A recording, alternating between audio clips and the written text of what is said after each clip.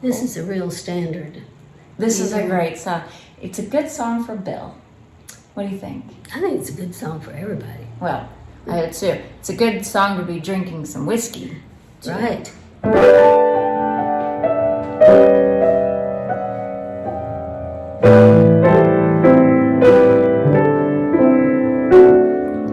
You must remember this. A kiss is still a kiss. A sigh is just a sigh. The fundamental things apply as time goes by.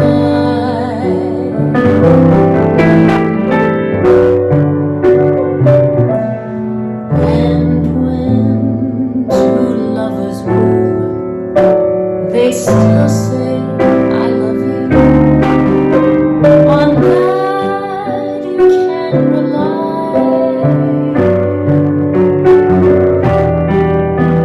No matter what the future brings, time goes by.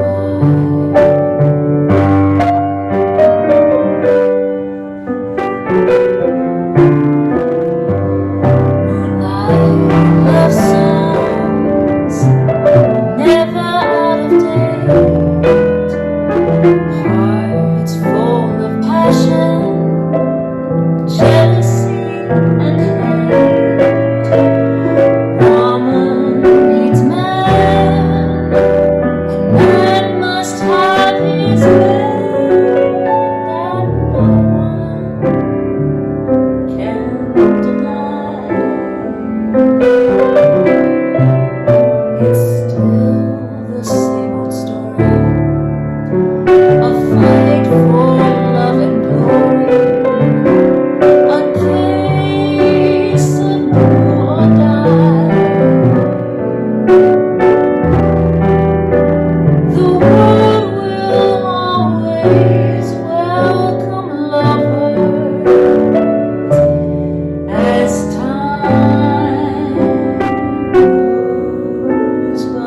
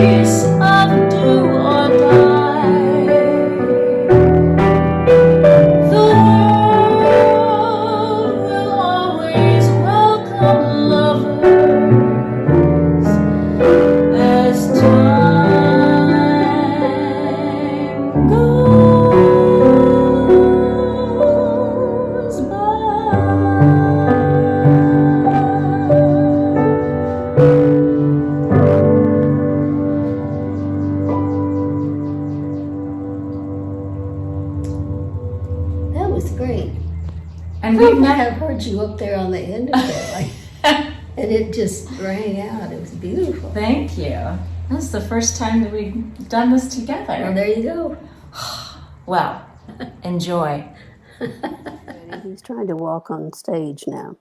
Oh, Quigley's here. Hi, everybody. He's over. He went around the couch. Quigley's.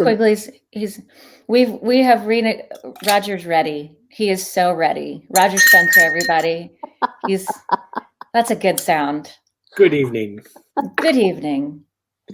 So, look what I happen to have. Oh, look at that tasty stuff. You're a little bit ahead of me. I'm just doing a little sparkling water and grenadine at the moment, but I will be. Right. Yeah, I will be. You've seen me after a couple drinks, so I gotta pace myself just a little bit. But hi, everybody. Cheers. Hi. Cheers.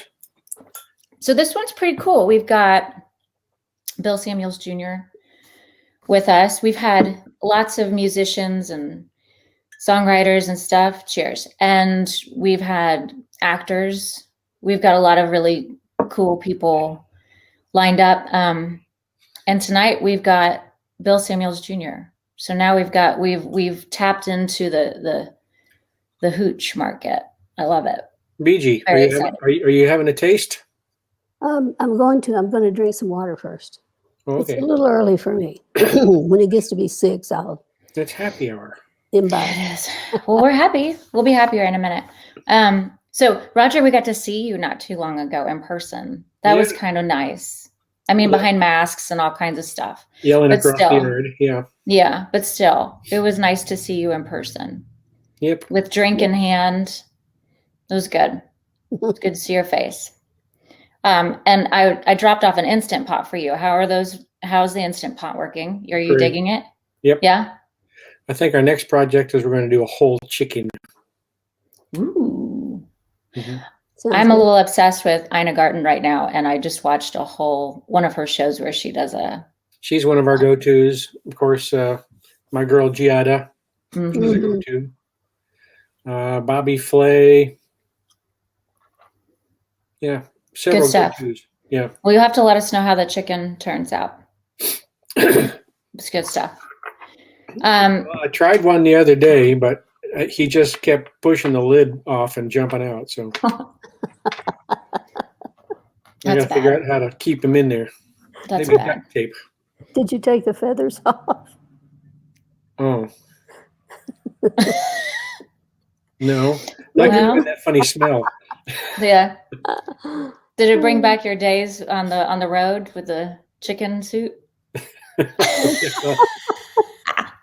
Okay, anyway. Hear that one.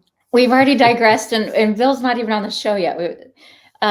We were so disappointed in the beginning of this pandemic. We were, sort of in the, I think July or something. We were supposed to head to Cincinnati, and we had all these big plans to hang out with Bill and his family, and we were actually gonna all kind of stay in the same place and have a nice dinner and just hang out. We were gonna do what we're doing tonight, only in person.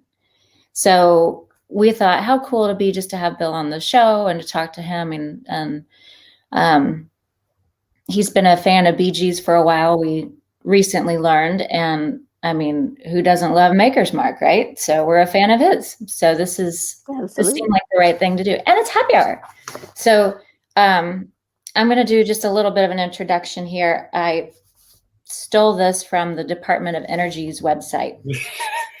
Well, they did a good job. It was short and sweet and to the point. So Bill Samuels Jr., he's the chairman emeritus of Maker's Mark Distillery. He was the president and CEO for 35 years, and he's chaired the board of dozens of nonprofit organizations over the years. And he's been recognized and awarded in so many different ways, deservingly. And that's pretty neat. I want to ask him if he's a Kentucky Colonel. Gee, I know that makes you mad when I do that, but I have to ask. And he studied at UC Berkeley under Edward Teller, Dr. Teller. He helped design the the injector nozzle for Polaris. I think I pronounced that right. As well as rocket science and solid propellants at Case Western Reserve University. And he also received his JD from Vanderbilt University. Wow. So, yeah, he's pretty smart. He's a smart guy. And he's also very nice. So shall we bring him on? Absolutely. All right, everybody, say hi to Bill Samuels Jr. Hi, Bill. Hi, Bill. Hey, Bill. Good to be here. It's finally able to meet my music hero. Aww. And she's not even at the piano. I know. And she's not drinking. Well, I will. Not be. yet. Not yet. We sometimes film these a little bit later, so we have to pace ourselves a little. Well, I do. She can do what she wants, but I have to pace myself just Who invites you to a happy hour and then doesn't drink? So, okay, so we just had a snowstorm of the century in our area. You guys thawed out up there? Well, finally, Yeah. Today was great. It was in the 60s. Yesterday was in the 60s. And the 3 weeks before that were in the zeros. Yeah. It's good to be able to get out of the house. Oh. Now, are you guys, who's vaccinated on this call, on this thing? I am. Yeah. And Roger's getting his. Sunday, I get my first shot. Good. That's great, Raj. Can't wait to talk to you about it afterwards. Did y'all So have we any will- effects? I did. You did. She got Yeah. I had zero. sore. I had me too. I couldn't even feel the joint? shot going in. It was Yeah, just I would. zip, and that was it. Yeah. Can you guys hear that noise? Here's something. It's Quigley. If it's annoying, I'll go get him. So he's getting in a box right now. Oh, Of So course he is. yeah, I had some aches afterwards, but it wasn't a big deal. It was just, to me, it was like, this is the price of getting this thing and getting over it. So I took some pain relievers and that's it, you know. My wife's parents are 81 and they had no reaction to either shot. I've heard that the younger you are, the more likely you are to have reaction. I don't know if that's true or why, but we'd have to ask somebody in the profession about that one. But I don't know. Maybe our genes are so old they just No, I figured insulate us. at this age, everything already hurts anyway. So how could you tell? Well, they Could say be. the function of blood type too. That's true. I've heard that. I'm all positive, and they say that's the And one that's that and that's good. You can escape. Yeah. you escaped, Yeah. as did I. So what do you guys want to do when we get out of this? What's the one thing you've really been looking forward to doing that you just can't do yet? Well, I'd go to Cincinnati and listen to Beegie. Reschedule, woman. I will. For me, she's the scheduler. Go to New York work on and it. play with BG. Yeah. Oh, Yeah. Yeah. We'll do both. We'll do Cincinnati and New York. Oh, How about that? Yep. We have got a lot of cities we want to tackle. So it might take a little bit of time, but we'll get there. Now, usually on Wednesday nights, we're filming this on a Wednesday night. You're with a group that your son calls what, the dummies? no, he calls them the dummies incorrectly. They're not dummies. They're bullshit. But is that, oh, the bullshit? Yeah, it's the that what you bullshit said? society. Okay. So what is the bullshit society? Well, it's a bunch of old retired business guys that all of us are type A personalities. So everybody talks and nobody listens and everybody drinks and and we leave and I go home and my wife said, "Who was there and what did you talk about?" And I don't have the slightest idea. And I think I'm the norm. Yeah. But these are guys that they've sold their businesses or they've retired and passed them on to the generation. It isn't a large group, but there's a lot of people that we have guest speakers. Really? Yeah, we even have political people. I say guest speakers. mainly basketball players, former basketball players during the season, and our senators and representatives and things. That we invite them by, and every once in a while we listen to them. Not always, but then we got Democrats and Republicans on this. We don't even talk about that kind of stuff. But it's the only time there's any listening is when we have somebody that we feel obligated to at least extend courtesies to. Mm. So a level of, there's various levels of respect. Oh yeah, there's none for the group. None, zero. But there's only 7 or 8 of us, and then there'll be about 7 or 8 others kind of join in, friends of the, as my son calls us, the dummies. Yeah. That's fun. That's cute. Well, now, sorry. Have you always been interested in basketball? I know. Well, I would hope so. Yeah, we come from a little town of about 1,000 people that has played some terrific basketball over the years. Oh yeah. Kenny and I went all the way through high school together. His father, they moved there from, I think. You're talking about Kenny Sidwell. Kenny Sidwell. Kenny Sidwell. Where did he play in college? Tennessee State. Tennessee Tech. Tennessee Tech, yeah. Yeah. He was a little All-American in high school. Correct. And in college. And he wore me out, by the way. Oh. I think y'all graduated in 57? 54. In high school. Oh, that's why I got killed, because I graduated in 58. I was in the 8th grade trying to guard him. And it didn't work out at all, I'll tell you that.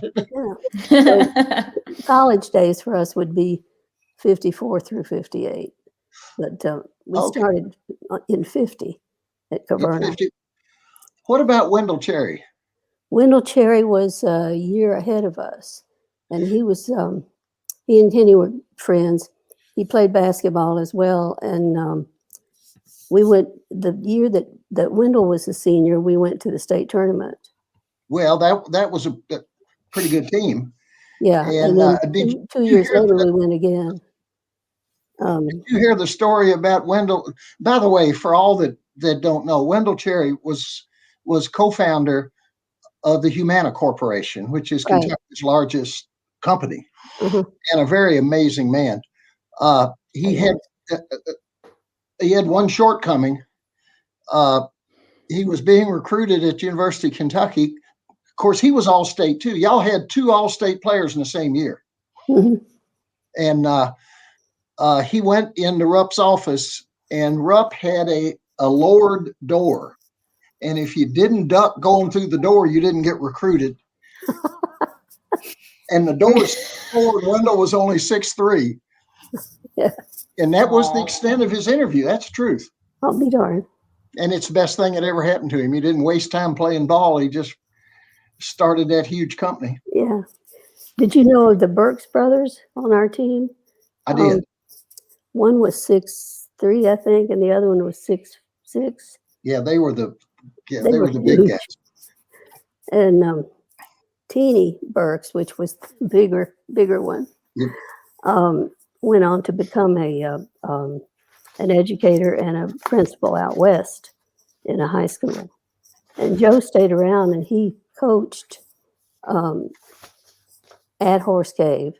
And I remember Clarence Glover in a meeting saying, he asked me if I knew Joe, and I said, yeah, years.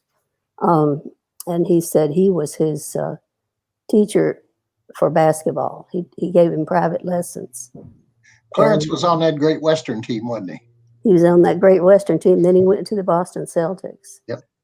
And he's back in Louisville as an educator, and we've been on a committee together for Caverna things. Right. And he's a very, very nice man. Well, really now, sweet. Speaking of the Celtics, Roger and I both went to Indiana State University, for me for undergrad, he for master's. Is that right, Raj? No, it Huh? was completion of a teaching degree. Oh, okay. Yeah. So we've got Larry Bird on our You've in our got Larry camp. Bird. Yeah. Yeah. And I studied music at Indiana University when Bobby Knight was there. Mhm. Coaching or Yeah. yeah, because he went to Ohio State to play ball. Yeah, he was the coach there. He was new when I was there. Well, Did, he's back now, but he's senile, so I don't know. This Oh. Yeah. exciting years though. They brought him. Absolutely, I loved him.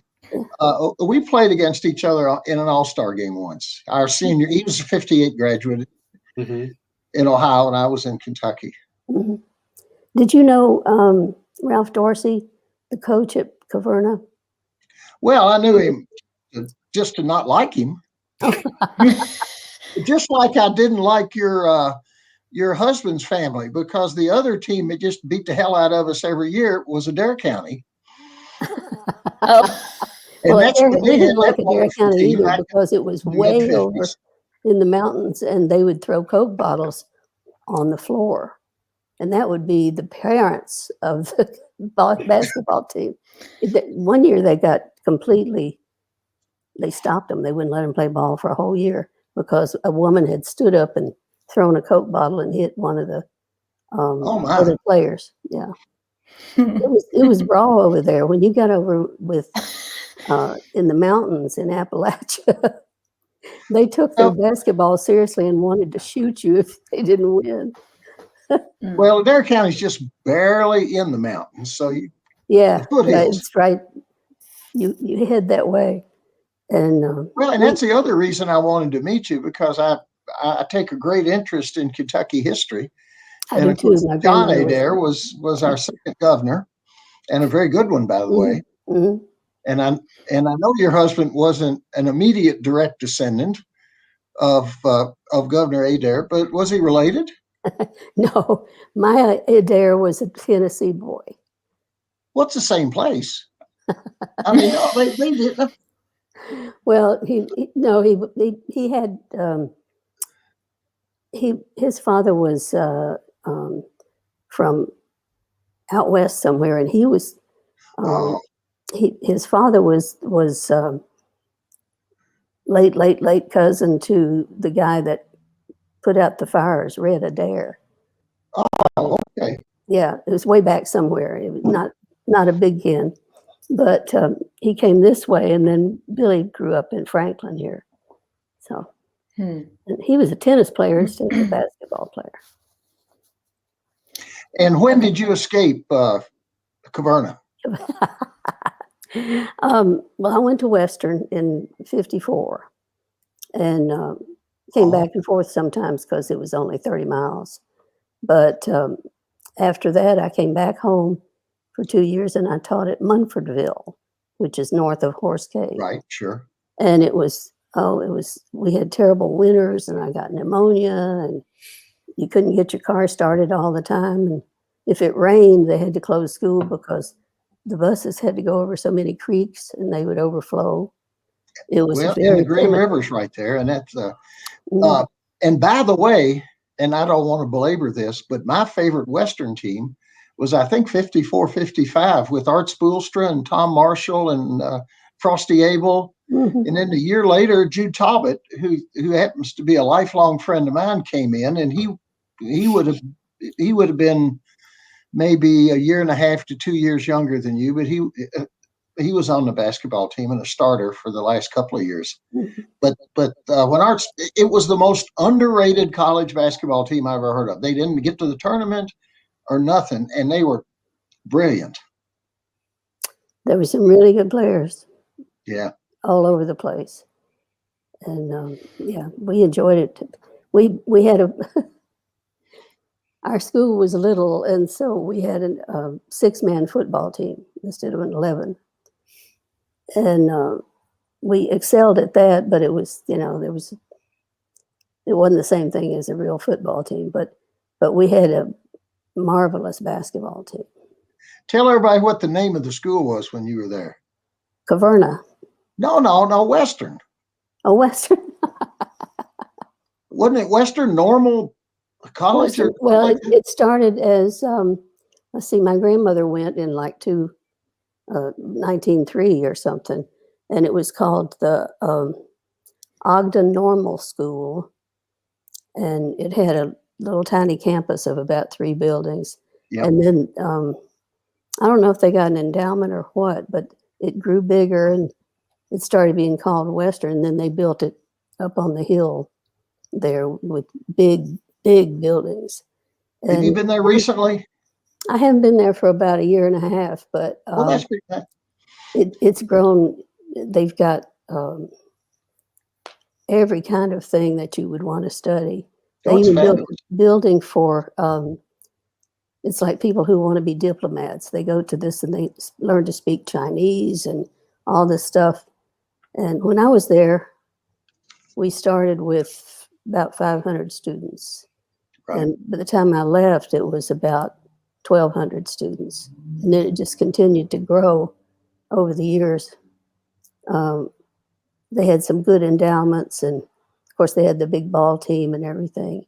So it's huge now. It's a university with 30,000 students, something like that.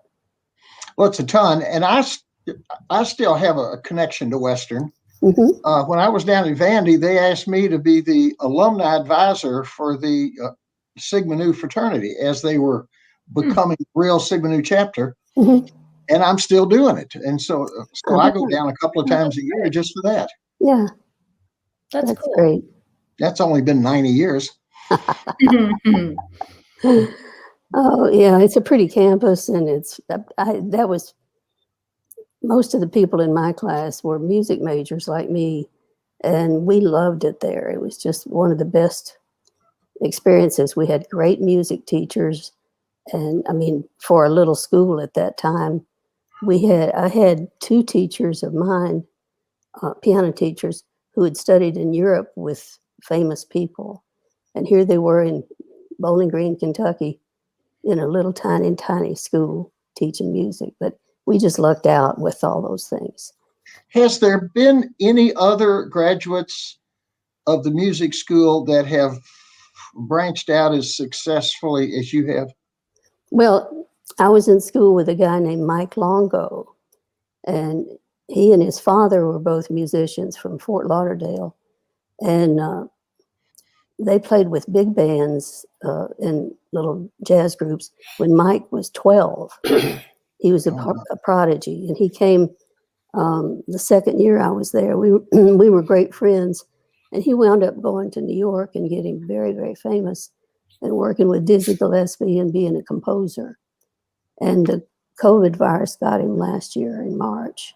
Oh my! And we were the same age and had never lost touch with each other. He was a marvelous musician, and there were other classical musicians that were very famous. With Dizzy for years in small groups and the big band. Yeah. He and was. Chuck Sanders too. Oh yeah, Chuck Sanders was on the road with. Okay, yeah, I know him. Maynard. On the road with Maynard Ferguson. Yeah, Oh. he went to New York for a while. Chuck did. He passed away in 2003. Down here, he moved down here and stayed a musician. When I was a youngster, my mother decided very early that I was going to take piano lessons. There was at that time no indication that talent existed. and that became apparent. And if it hadn't been for the fact that the piano teacher was my dad's first cousin and felt sorry for everybody trying to put a round peg in a square hole, it wouldn't have lasted as long as it did. But I was rescued by my basketball coach in middle school. And he scheduled practices after some pleading from me at the same time the piano lessons were. So I transitioned out of that at about 12 years old. And since then have only had one concert. Can I show you the picture that I found and see if you can figure out who it is and what it is? Sure. Yeah, we want to. All right, I got to dig it up here. That's me and Little Richard. Oh my God! And playing Tutti Frutti. at my house. Oh, I love that. My I'll send mother's that to you. sister loved to, even when she was very, very elderly, she would get up every once in a while from the couch and sing Tutti Frutti and dance around the room. She loved Little Richard. Well, And All I right. did too. We just lost him this past did. year. Yeah. he was Now- amazing. He was amazing. Well, neither Roger or I are from Kentucky. We all have one person in common. Well, BG. Oh, we have more than one person, but we have another person in common. Rosemary Clooney. Hmm. Yeah, she was. You knew her, right? I did. The connection really started with Rosemary's brother, Nick, who I know really, really well. Mhm. And Nick and Nina, that's George's dad and mom. I was going to say that means you know George. Yay. Well, they're We were talking about that earlier. It's like, they're both. reckon he could get us in to see him.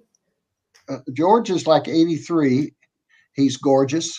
Mm, Nina's about 80, and she's gorgeous, and that explains what yeah.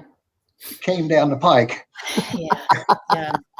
Yeah. But they're the nicest people. Rosemary They're a was. good-looking family. She and I were talking, and she said, "I've never been to a derby," and I said, "Well, come on up." And this was when she was about midstream with lung cancer Mm, and was having a hard time getting around. And she and her husband, they had just gone back to Maysville to formalize their wedding vows, which they never bothered to do before. And Dante and Rosemary and Nick and Nina came, and the first night I asked her if she had any favorite musicians, and she mentioned you and Dennis. oh, And I'd be honest, I'm not a music person, so I'm a little deaf. And she went on and on about Beegie, and that just aroused my curiosity. Wow. And from that moment on, I've been your biggest fan.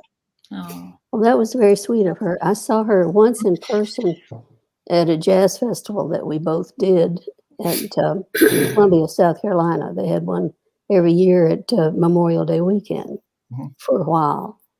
And she had a piano player named John Otto, and he was wonderful. He played with the bands and the big bands and all that stuff. And so I she think sang she a had set. up to the end as an accompanist. Do what? I think she had him right up to the end. Yes. She did. She did. I think she passed away before he did. Yeah. And I think last year was when he died, wasn't it, John Roger? I don't know. It seems to me it was about a year ago that he said that. Hmm. He was a great player. Yeah, he was. He's another funny little musical mishap that was surrounded our family was my father's weakness for New Orleans music. Hmm. And when he formed the company, one of the directors, a good friend of his, had been in the industry a long time and was from New Orleans and was really well connected in the city. And Dad said, I really enjoy the music of Louis Prima and Keely Smith. Mm. And he said, "Oh, I know them well." And now this is after a few drinks. And Dad said, "Wouldn't it be nice if we could get Mr. Prima to serve on the board?" Now, this is a little company that had a net value. Only been in business 6 weeks or so. And the capitalization was maybe $100,000. It was below hobby at that point.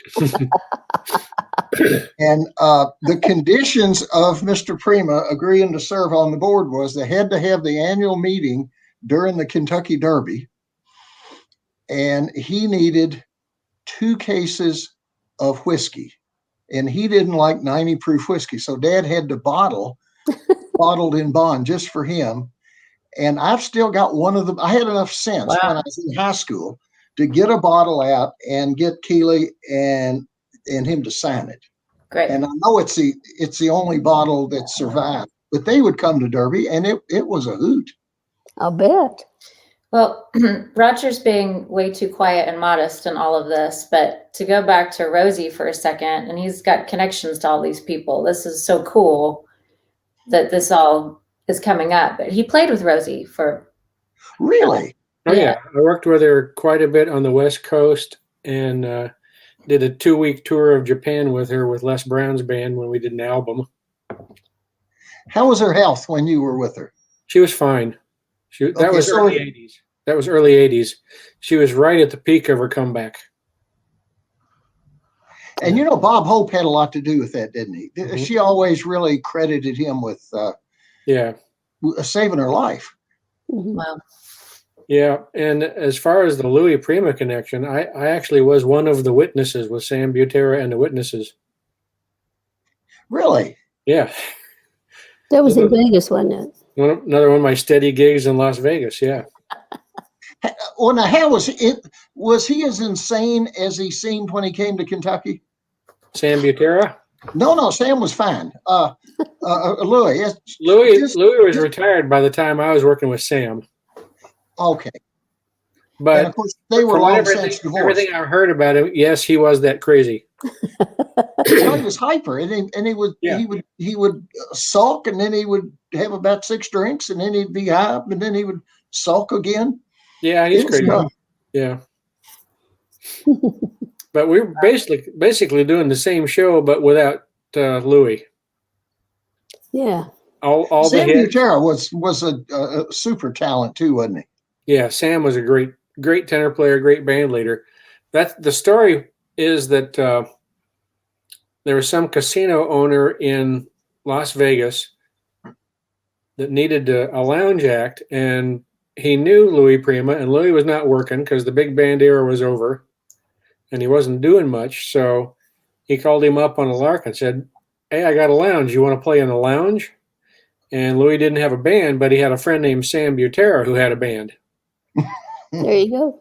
So he called up Sam in New Orleans and said, "Sam, bring the guys up here. We have a gig." So, and Sam Butera and the Witnesses came up from New Orleans and started the lounge act with Louis and Keeley. And as they say, the rest is history. Oh, did you ever work with Keeley? I feel like I've asked you this before. I don't think so. I've met her. She was at gigs we did. She was at gigs I did with Les Brown, but I don't remember ever playing behind her when she was actually singing. I feel like you would remember that because you are such a big fan of hers. I mean, we all are. Mm. she's the finest female voice I've ever heard. I Those agree. albums she did on reprise for Sinatra. and Rosie. Yeah. Amazing. Little Girl New, Little Girl Blue. That album is spectacular.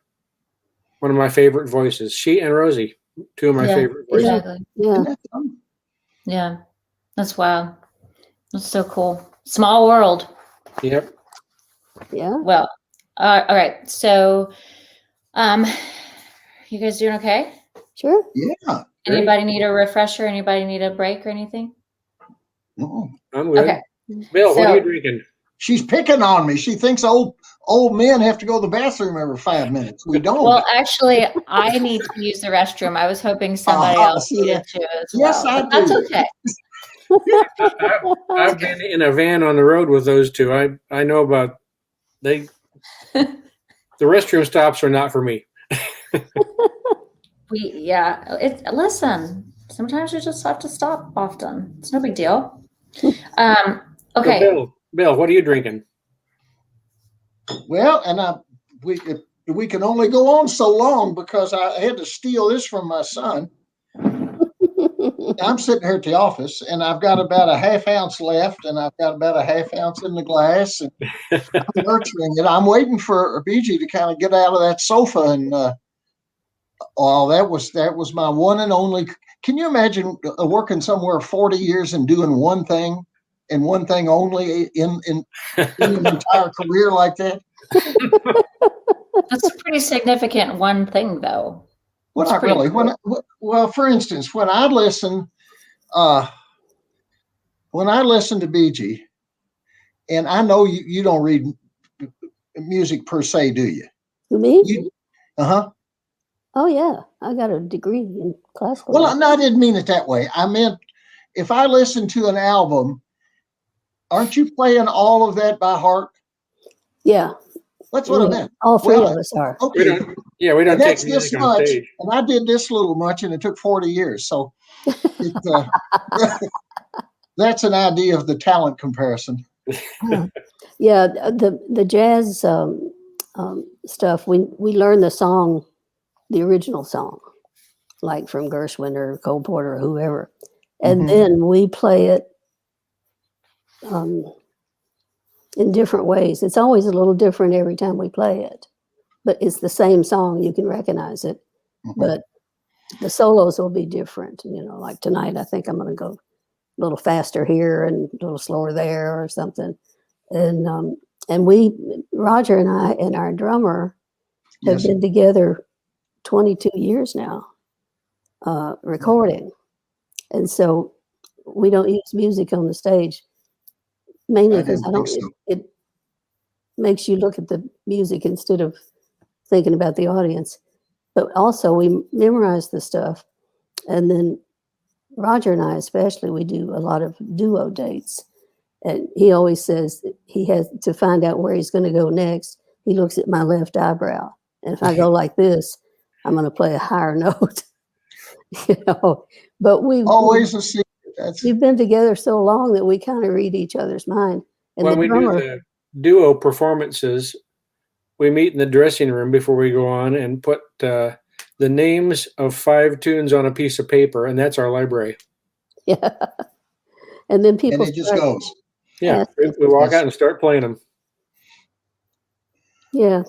And Chris. Were you going to be in Cincinnati, the one that was canceled, Roger? Yes. Yeah. Okay, so we'd have had a real drink together, not just one like this, although to you, we'll do it again. And we will do this. If Mom can just get it going. I'll tell you the first time Wear your mask, people. Wear your mask. First time I ever heard of Maker's Mark was from one of my high school friends. That's not good. We would go. We were out of high school. Oh, okay. But, we've been going back over the years to Cave City and having a weekend at a hotel. We usually get 30, 40 people. And nowadays, we haven't seen each other since, for 2 years. And then several people have passed away and all that. And everybody brought their own drinks. We had ice and chilled the wine, and somebody'd bring pizzas, and we'd eat and drink and sit around and talk, tell lies to each other. And so he brought a big bottle of Maker's Mark, and none of us had heard of it. And the bourbon drinkers, as opposed to the wine drinkers and stuff, were all over it, wanting to taste it and everything. So there are a lot of Maker's Mark drinkers in the class of whatever 58 in. Well, my dad always said that if it's not good enough to be recommended, it's not good enough to advertise. That was his excuse for not wasting money advertising. When I came into the company, I'd had a couple of career disasters before I came. The first one involved Polaris.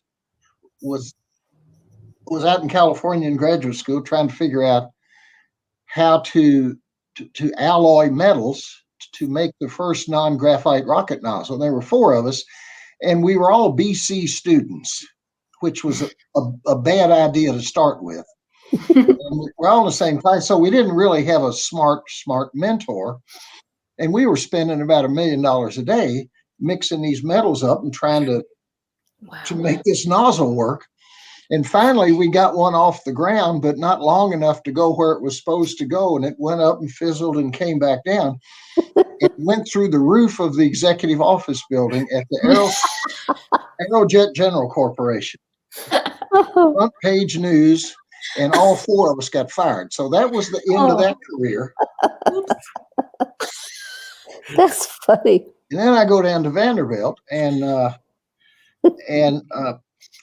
I actually had a job at the end of my career, I got a job at the Bendix Corporation. They were going to start a patent law division. And the guy that was my mentor down there was one of Dad's good friends, and he happened to be Jack Daniel's great nephew. And he was running the Jack Daniel's distillery. And since you're in Nashville, the back door of the law school, you went across 21st Street in the door up to the top floor, and that was the corporate offices for Jack Daniel's. So when Mr. Motlow said, just come by for lunch anytime, I did 3 years every Friday for lunch. And Hap Motlow, who was Lem Motlow's son, was the chairman, and he took me out, and I was so excited that on my last coming back from South Bend, I was going to buy him dinner for the first time in 3 years. And I took him out, and I said, I got a job. This is great. I'm going to take the bar, and we're going to do this. And he said, no, you're not. You're going to go back and spend 1 year with your father. You owe it to me. He didn't say I owed it to my dad. He said he owed it to him for putting up with my sorry ass for 3 years. And then you go do what you want to do. Take the bar and just get ready to go practice law. And that was in 1967. And it was so much fun working with Dad, even though the business was just a little hobby at the time. Yeah. It was more fun than anything, spending time with him. And I really got to know him a lot better and how he thought, what he cared about. And it was the best time of my life, best decision that I had to make. So I was 0 for law, and I get back in the company, and Dad scared death of me because I got the same traits Louis Primus got. I'm all over the place. And he gives me my job description, and it said, go find customers. Didn't say a damn thing about come to the distillery and help me make better whiskey. Go find customers. He set me up a little office as far from the distillery as he could manage. And that's how we divided up the chores. And after a couple of years, he did let me come down and see what was going on. But I had to go find him some customers. He wasn't as good at that as he was making great whiskey. Did you used to drive around Colonel Sanders? I did. That was one of my mentors. Hap Motlow was the most important one because I was at a need for some mentoring. Yeah. Actually, my first mentor was Jim Beam. That's right. You guys are family friends, right? Well, we're next door neighbors for about 3 generations, and he was my grandpa's best friend. And my job was to babysit the Colonel when I'd come back from kindergarten and first grade and second grade with 2 blocks from school. I'd come in the house and drop the books down and go see the Colonel, and we'd play, and we did that for a long time. He's the one that tried to convince me when I told him I wanted to be an architect. He said, "Don't do it because everybody in the family that's ever tried to do anything except make and sell whiskey screwed it up." And he was mainly talking about Prohibition and my grandfather and stuff that he had to do during Prohibition when you couldn't make whiskey. And he really did screw up every single thing he got involved in. So that was and then Harlan Sanders, I had already committed to Dad I was going to paint the fence at the farm. And I didn't want to do that. And I just got my driver's permit. And this was early in the summer 1955. And Colonel Sanders was Dad's gin rummy partner. And so this is before it was a company, when he was just a menu item at Kentucky family restaurants around the state. And he was out the house. He would stay with friends. So when he did Central Kentucky around Louisville, he always stayed with us. And he asked if I would be interested, now that I had a driver's permit, would I be interested in driving him for the summer? And I said, "Oh, absolutely, Colonel. Anything to get out of painting that fence." And so I did. I had no idea he was going to be anything other than a very talkative, nice man. Oh, that's neat. He talked all the time. I mean, it was fun. I wish I'd paid more attention to him. But and the amazing thing, really, this is 55. by 1960, he was the most famous living person in the world. And I thought he was just a really nice, friendly old guy that liked kids. Yeah. To me, because he put up with my driving on the wrong side of the road and a whole lot of other stuff. Did you ever know another one of his drivers and manager named John Ciccatelli? I I think knew he the name, but he, once I got, that was just one summer, and the only time I saw him after, I probably saw him 20 times after that, and was always with my father. yeah. Yeah. This guy moved with his wife and family to I don't know where I think it was up east somewhere that he was located, but he was the manager, or he said he drove him around, and then they'd make personal appearances, and he'd have to do all this stuff, and but he came to Nashville to open a jazz club. He always wanted to have a bar and grill with music in it, and the whole family, like the daughter was the cashier, and the kid was the dishwasher, the boy, and his wife was the cook, and she was superb. It was the best food in town. But he had stories about driving Colonel Sanders around. But see, that would have been different because he was famous then. Yeah, He would make appointments for his first call when he would go talk to the owner of the restaurant that he wanted to get his chicken in, Mhm. and his entire office was in the back seat of the pickup truck. And it really wasn't a back seat; it was kind of a storage area. And we carried pressure cookers in the back, and he would he'd have his little sales meeting.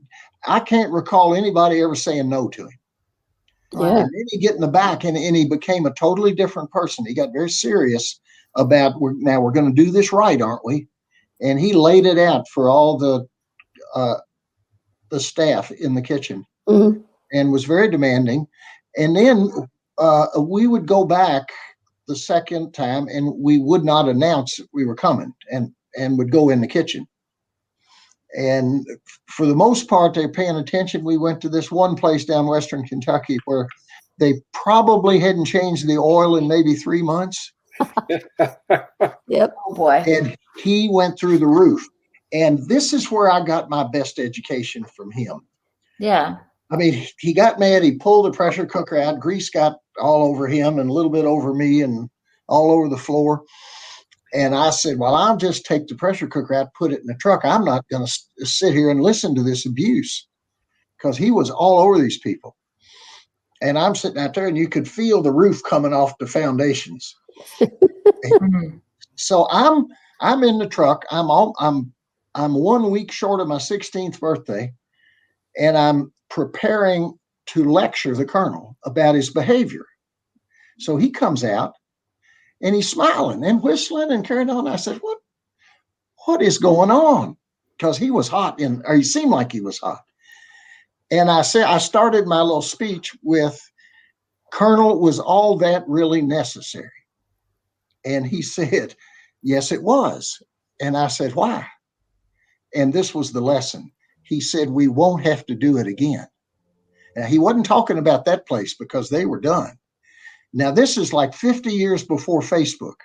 Everywhere in Kentucky we went after that, they all knew, don't mess with this old bastard, because he's really mean. Yeah. Everything was perfect the rest of the summer. Wow. That's funny. I remember when I was teaching right after college, and I was teaching at Mumfordville, and I had a girls' chorus. I'll be And back. we went to a festival in Louisville, and I had a car full of girls and a couple of other cars behind us, mamas that would drive, the chorus up there. Mm-hmm. And we stopped about halfway up between Munfordville and Louisville to a little meet and three somewhere on the road. Yep. And this was 55, I guess, or 56, almost 56. And they had this new thing on the menu that said such and such kind of chicken, fried chicken. And we asked the waitress about it, and she said, "Oh, we just got that. This man comes in, and he shows us how to do all this stuff." Yeah. And she couldn't remember his name. Oh my But God. found out later that it was Colonel Sanders. So that was my first introduction to the chicken, and boy, was it good. It was really good. So he was putting that chicken in other people's restaurants. When did he open his first dedicated KFC, Colonel Sanders Kentucky Fried Chicken restaurant? It was in the late 50s sometime, and he had it for, I think, about 5 years. And then John Y. Brown Mhm, and Jack Massey from Nashville, mhm. this entrepreneur. Uh, As in, that's from Massey Business School at Belmont? Yep, that's him. Yeah. They bought him out, and John Y. Brown loved him. And as long as Brown was involved with the Colonel was happy because everybody knew don't screw with the Colonel's kitchen. And when John and Jack Massey sold it to Hubline, which was a spirits company, it all disintegrated. That's when the strategic planning started, and they trying to find cheaper, better ways to make the coleslaw and the gravy, and the Colonel kept getting madder and madder and madder, and they would send him out to these openings. And the outcome of all of that was the legal department at Hubline, at Kentucky Fried Chicken's office, grew to where it occupied a full floor at the office, because every franchisee, he would come to the opening, and then he would do interviews, and he would raise hell about how sorry the food was. And they'd sue him. And this went on. And the damn solution, the corporate solution, was hire more lawyers. Oh, boy. Well, he had that first restaurant. He started franchising before he sold out, right? Oh, yeah. Yeah. How many restaurants did he have under his own franchise ownership before he sold out? I think he had them in a couple of states more than where. His daughter got Indiana, and he saved Florida, I think, for himself for retirement in Kentucky. And that might have been about it. I was off the scene by then. Because my first of course, when experience, John Y. and Jack Massey got hold of it, it exploded. my first experience with Kentucky Fried Chicken was the franchise store in Terre Haute, Indiana, and that was good eating. Well, that would have been one of the ones the daughter was in charge of, and she operated just like he did. Go around, look in the kitchen, raise hell if it's not right. Mm-hmm. Okay. I'm with you now. Oh, Hanging. here we go.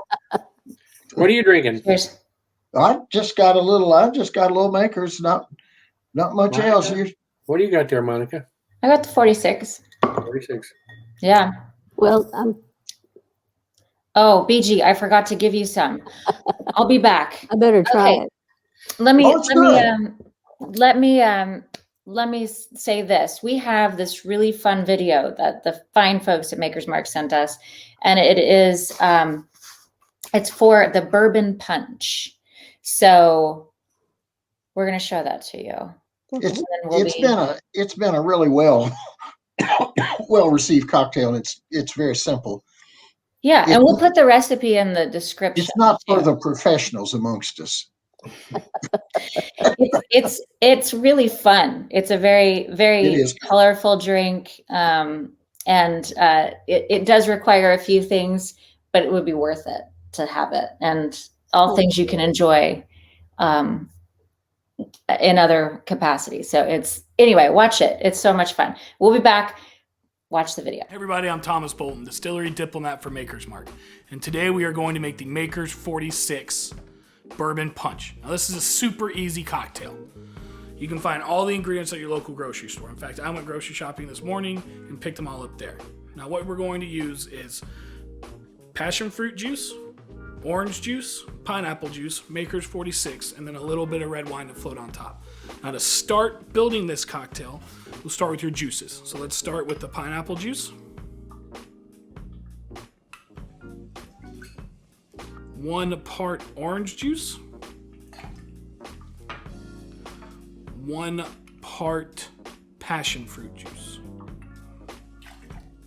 From there, you are going to go 1.5 parts Maker's 46.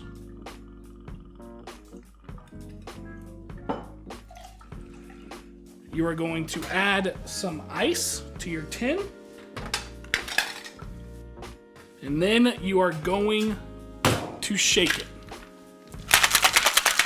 Now it's important when you are shaking that you smile and look like you're having a good time because you're about to enjoy a delicious cocktail. So smile and shake. You see that shake? It's not one of these. It's not one of these. It's a good shake. All right. So then, from here we're gonna add some ice to our chilled wine glass. And then you are going to pour your cocktail directly in there.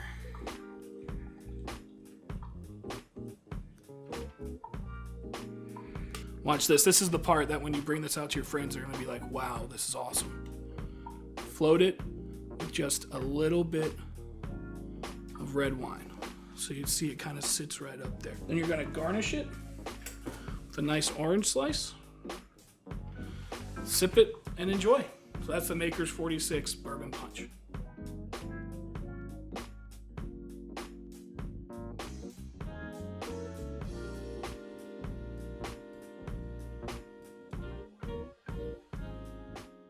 Okay, I'm gonna move on to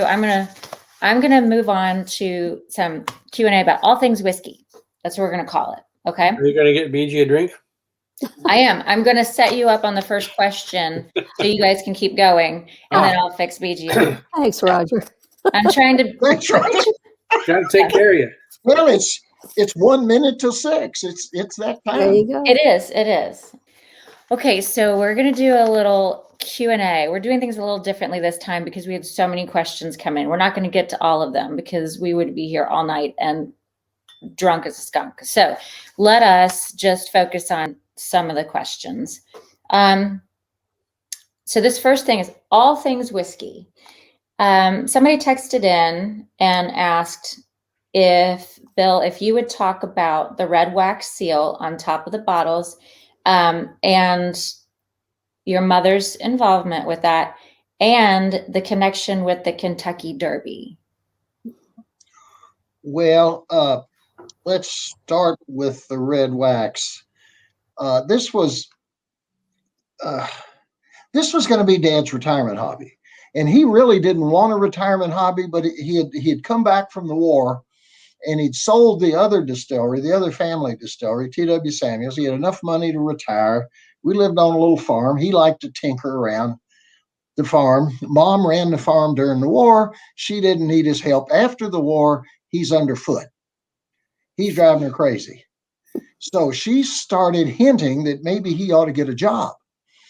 Well, he didn't want a job. So she finally announced, this was in 1952, that it's okay if he didn't want a job, but he was going to be out of the house by 8:30 in the morning and he could come back at 5.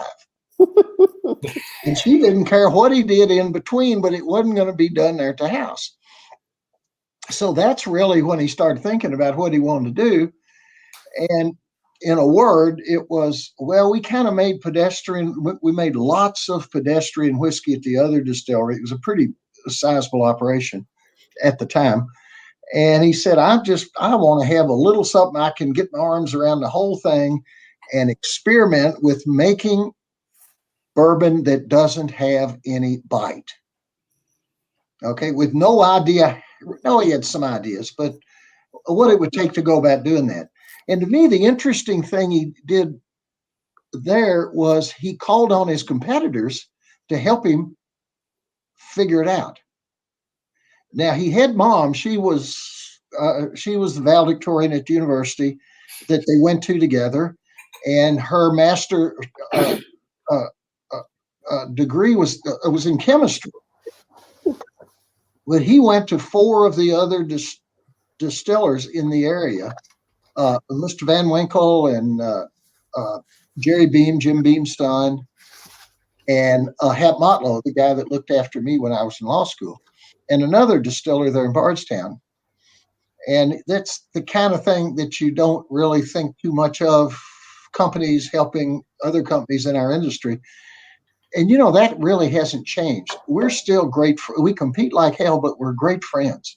And if I have any of them, we do most of the political events at our house. So I've got everybody else's whiskey at the house. And so everybody's comfortable coming to my place because they know they can get a drink of their whiskey. Nice. And that started years ago. So that was, and then Mom, once Dad got started, she could see that his focus was on the whiskey. And then she started thinking, well, what is he going to do with this stuff? He never mentions packaging, naming, marketing, pricing, market, any of that. It was just a raving about how the barrels were developing. And we were running out of money. This is a business that doesn't work well if you're in a hurry or if you're not fairly well capitalized, because you don't have anything to sell for the first 6 or 7 years. It's all investment, it's all spend. And we were running out of that money at the house. Lifestyle was kind of going downhill. We used to go to Cape Cod every summer. Didn't do that anymore. And that's when she stepped in and said, I'll design the package. He didn't ask her to do it. She just decided it needed to get done. And she had great taste. And so I go down to my under the basement steps photo lab. I was the editor of our yearbook, 1957. And I went down to do some photography work that day. And all my stuff is sitting out in the hall. And the door's locked. And I don't know exactly what's going on. So I go up and ask Mom. She said, I only need it for about 6 weeks. And she had moved some of her paraphernalia in there. She was a calligrapher. And of course, she had a chemistry degree. So she was mixing waxes up. She thought that would be a nice look. She took our deep fryer down from the kitchen to do that. And we've still got it. Oh, We've still got that's the neat. deep fryer that she mixed up the first wax formula that we used. Wow. And she created the type style, the Maker's Mark type style. It's a listed international type style. She came up with the trade name. And of course, the most valuable trademark we've got is that red dripping wax. Yeah. And it was all her. Wow. And the other thing, not with 46, but with this, she was the first whiskey bottle to have the pinch right at the neck. And she had many long fights with the glass company because they couldn't understand why that was important. She said it's critical because when you pour Makers, you get a gurgle because of the pinch in the neck. And it's very appetizing. So that was, but that was her major contribution. And it was the reason she was the first female inducted into the Kentucky Bourbon Hall of Fame. But she really did a lot more than that. She started the Bourbon Trail, which has become a huge thing. Really? Yeah. Wow. We had the first visitor center at a distillery in Kentucky. And it didn't have anything to do with marketing at all. It was because my sister needed a job and she was basically unemployable because she was unreliable. But she could talk. And so that was the requirement there. And then, of course, once visitors started to come, Mom said, we're going to treat them just like they were coming into our home. And that meant the landscaping started and the fixing up. And I had to go to courthouse and get all the historic documents on the place. And then it became the first national historic landmark in the bourbon world. Wow. About 35 years ago. So, I mean, she orchestrated that whole thing. Wow. I wish she were alive today to actually see what she's created and the economic impact it's had on Kentucky's economy. I mean, in this day and age when everyone wants a brand, when everybody wants individuals themselves, their being wants to be a brand, she would be the person everyone would want to talk to. I would have 1,000 questions. Well, and the embarrassing thing was we kind of took her for granted. And most of the time we were happy when she got out of the way because she was a bull in a china shop. Once she got onto something, it was her way or the highway. And fortunately, Dad was just the opposite personality. He was laid back, and he let her push him around a little bit. And the deal was she didn't mess with the whiskey, and she got to make the decisions with regard to the packaging and the facility and all. Yeah. As far as what it looked like and how we saved stuff. We didn't tear anything down. And I mean, it's an absolutely amazing place today. And it is all because of her. Dad would have torn 90% of the buildings down because they were old and not functioning. Well, I feel like on our way to Cincinnati or on the way home probably would be better. We should spend an evening there, and we should spend some time at the distillery and go out. We should do something really cool. We should have a concert in Louisville, and then we can chase out there together. Because it's one of the great restaurants in the state. We're building an inn. And the little property that Dad started with was a couple of 100 acres, and it's about 1,500 acres now. And it's amazing. Maybe we need to do a concert there. Okay, I'm thinking about the acoustics. I'm up for anything. It's we'll talk. Okay.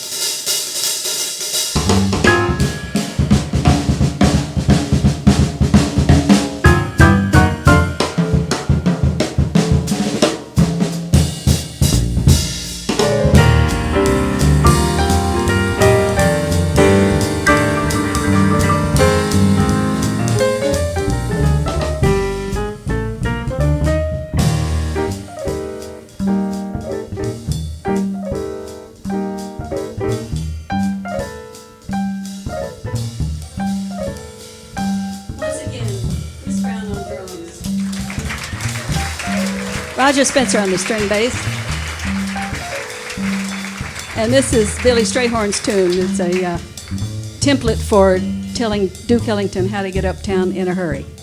Take the A train. We'll be back for another set, so stay put, have a drink, enjoy yourselves, and stay with us. We'll be back.